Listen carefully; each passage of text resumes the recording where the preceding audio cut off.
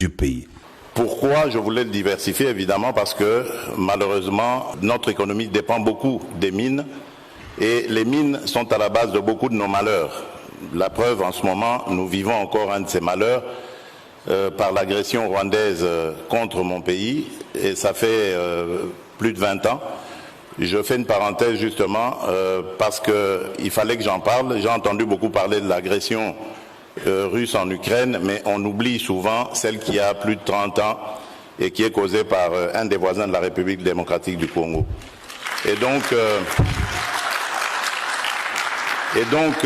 pourquoi est-ce que nous faisons ce choix? Parce que moi, je l'ai titré comme ça par un slogan, la revanche du sol sur le sous-sol, pour sortir un peu de nos malheurs, parce que le sol a beaucoup de choses et peut-être même plus à offrir que le sous-sol.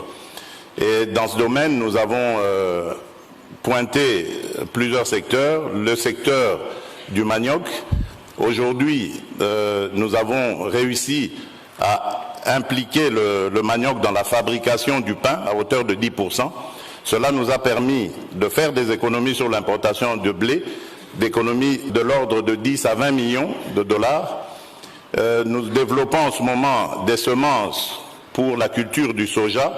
Vous savez que le soja est très important pour lutter contre la malnutrition, mais également pour servir d'aliment pour le bétail. Nous faisons aussi dans la formation des moniteurs agricoles qui reçoivent un renforcement de capacité et qui, le moment venu, vont descendre sur le terrain pour encadrer les paysans.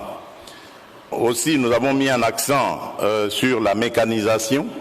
Aujourd'hui, nous sommes en mesure de dire quels sont nos besoins dans ce domaine. Nous avons lancé un plan très ambitieux que nous avons appelé le plan de développement des 145 territoires. Ce sont les 145 territoires ruraux qui forment la République démocratique du Congo. Et ici, le but est de doter chaque territoire